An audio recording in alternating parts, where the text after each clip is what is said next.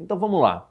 Mais algumas características, né? Agora a gente coloca cada traço de personalidade em um diagrama, em 4 quadrantes, e eu tenho para cima influência e estabilidade.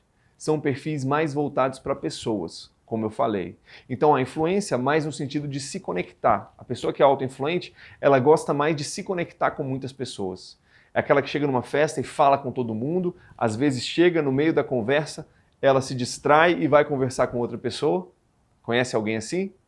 Já a estabilidade, ela é voltada para pessoas, mas muito mais no sentido da harmonia, da conexão profunda com uma pessoa. Então, é uma pessoa extremamente confiável, não faz amigos com tanta facilidade, mas quando faz amigos, quando tem uma relação de confiança com uma pessoa, essa relação tende a ser duradoura e sólida. Então, em cima, influência e estabilidade, voltadas para pessoas e comunicação, no caso da influência, e planejamento e cooperação, no caso da estabilidade. Já nos 2 quadrantes de baixo, deslocados para tarefas, com foco em tarefas, eu tenho a dominância e a conformidade. Olha só que interessante. Já o caso da alta dominância, ela está focada em tarefas, mas no enfoque de comando e resultado. Ela quer saber qual o resultado que essa tarefa vai gerar. Ela está muito mais interessada nisso. Nem sempre ela está interessada em pessoas. O que não significa que essa pessoa, que ele não tem família, não gosta dos outros, não é isso. A questão é o que motiva, o que dá energia para ela fazer as coisas é pensar no resultado. Levanto para ter esse resultado.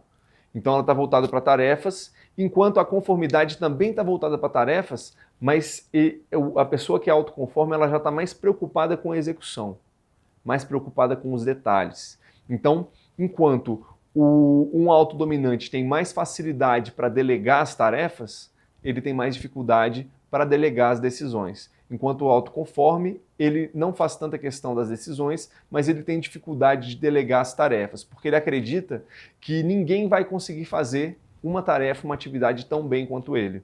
E o pior é que geralmente ele está certo, porque ele tem um nível de atenção aos detalhes muito grandes, o que pode ser uma coisa muito boa, para que ele possa ter, de fato, resultados e tarefas muito bem feitas e trabalhos muito bem feitos. Porém, o lado negativo disso, que o autoconforme precisa ficar atento, é um detalhismo excessivo, um perfeccionismo excessivo, que pode gerar um projeto, uma atividade que faz parte de um projeto, atrasar o projeto e o próprio projeto perder o sentido. Então, conformidade, foco em tarefas, com foco na execução, e a dominância, ela quer estar com foco em tarefas também, foco nas coisas, né, no que tem que ser feito, mas observando mais o resultado.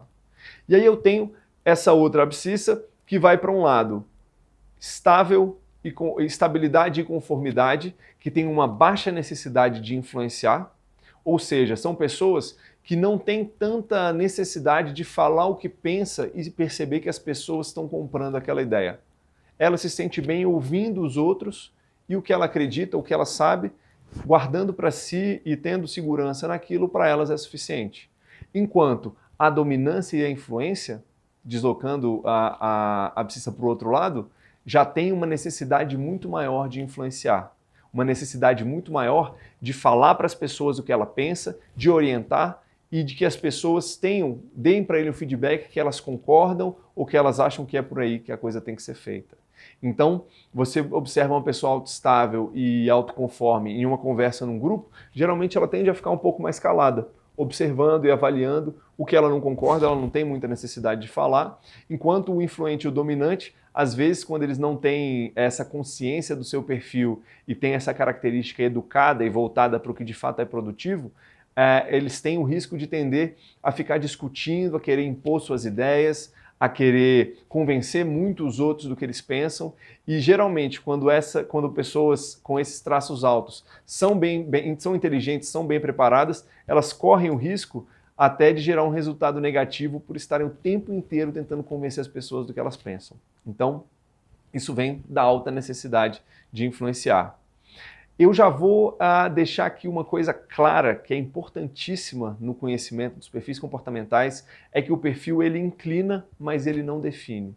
Ou seja, eu conheço o meu perfil, sei o que é mais natural para mim, mas eu posso e preciso flexibilizar. Um dos principais valores desse trabalho de perfis comportamentais é te possibilitar flexibilizar, porque mais resultados na gestão de pessoas e na liderança tem aquela pessoa que sabe flexibilizar o seu perfil. Eu sou dominante voltado para resultados. Porém, se eu for falar com algum colaborador da minha equipe, um excelente colaborador, que é autoestável, de forma incisiva, cobrando resultado de uma forma dura, sem me atentar para o perfil dele, sem me atentar que essa pessoa precisa de uma comunicação harmônica, organizada e tranquila, eu vou atrapalhar a performance desse funcionário e, consequentemente, atrapalhar a performance da minha empresa. Então, o perfil, ele inclina, mas ele não obriga. A habilidade mais valiosa, sabendo dos perfis comportamentais, é flexibilizar. É saber quando você precisa agir diferente, você vai lá, age, depois você volta e continua sendo da forma mais natural para você. Então, falando agora de tomada de decisão. Eu tenho aí um gráfico também que mostra que as pessoas que são autoinfluente e autoestável, elas tendem a ter uma tomada de decisão mais emocional, porém de formas diferentes entre si. O autoinfluente, ele tende a ter uma tomada de decisão emocional, só que muito mais voltada para o entusiasmo. Às vezes, ele ouve uma ideia, já comprou a ideia, já está fazendo, já está comprando, não tem nem paciência para ouvir a pessoa explicar. Não, já comprei, amigo, vamos para frente, vamos trabalhar. O influente é muito no entusiasmo. E o estável, emocional também, porém muito mais ligado com as emoções dos outros. Então, ele tem facilidade em ceder, facilidade em adaptar para que as pessoas fiquem satisfeitas, porém o risco que ele tem agindo dessa forma é passar por cima de valores pessoais, passar por cima das coisas que ele de fato acredita ou que ele quer fazer no momento. Então, caso você tenha se identificado ou venha a se identificar ao longo dessa palestra como autoestável, é importante que você saiba disso. É preciso de um desenvolvimento de uma capacidade de dizer não na hora que o não precisa ser dito e de se posicionar na hora que um assunto é importante, uma coisa vital que você precise de fato impor a sua ideia ou se posicionar de forma mais firme. Então, tomada de decisão emocional, influente e estável.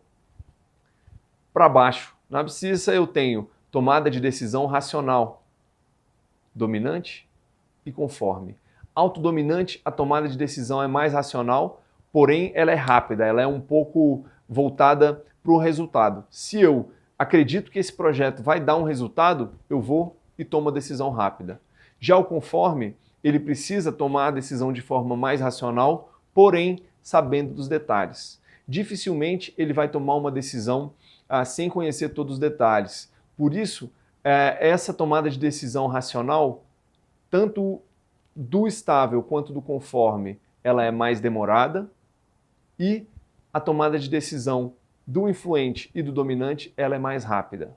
Então olha como isso faz sentido. Influente, tomada de decisão emocional no entusiasmo e rápida, porque é no emocional. Do dominante, racional, porque é voltada para o resultado, para o big picture, e rápida, porque uma vez que ele viu o potencial resultado, ele tem a possibilidade de tomar decisão rápida. Já estável, emocional e demorada, ele quer avaliar primeiro a emoção das pessoas, o que isso vai causar, como isso vai afetar os sentimentos das pessoas, as emoções, e ele também coloca essa decisão sob o prisma do planejamento. Ele precisa se planejar, ele precisa ter segurança. Segurança é uma chave para o autoestável. Então, por isso que a decisão é emocional e demorada. Já o autoconforme, uma decisão racional e demorada, porque demanda um estudo dos detalhes, uma busca de todas as informações possíveis, porque um dos medos, como vocês vão ver mais na frente, um dos medos do autoconforme é errar, tomar uma decisão errada, não tomar a melhor decisão possível diante dos fatos e dos dados que estão disponíveis. Quando eu falo de delegação, olha como cada perfil se comporta. Para cima, eu tenho os influentes, os estáveis, que eles tendem a ter muita delegação. Eles gostam de trabalhar com pessoas, eles gostam de cooperar. Então, o influente, ele delega, ele não tem dificuldade em delegar para trazer pessoas para trabalhar junto, porque ele é muito criativo, ele tem essa tomada de decisão entusiasmada e esse vigor, então ele gosta de ter pessoas perto e tem facilidade em delegar. Já o estável também gosta um pouco mais por segurança, ele gosta mais de ter pessoas em volta de si, de compartilhar decisões e compartilhar atividades por conta da cooperação. Já para baixo, eu tenho os dominantes e os conformes que tendem a ter pouca delegação, que tendem a precisar desenvolver um pouco mais as habilidades de delegação para de fato estar operando de forma eficaz dentro do trabalho e dentro da sua vida pessoal. Só que a dificuldade em delegação desses dois perfis, ela é por razões diferentes. A pouca delegação do dominante é devido à centralização da tomada de decisões. Então é comum que um líder dominante tenha uma série de projetos já preparados, dependendo só do ok dele, caso ele não tenha desenvolvido bem, caso ele não tenha treinado bem e caso ele não tenha desenvolvido a confiança nos seus subordinados. Agora, confiança não é gratuita, né? Uma confiança efetiva, ela precisa vir também junto com processos. Muito melhor do que confiar é controlar, no sentido de processo, de saber o que está acontecendo na sua empresa. Então, essa pouca delegação do dominante, ela está mais no âmbito da centralização de decisões. Enquanto no conforme, ele tende a centralizar tarefas.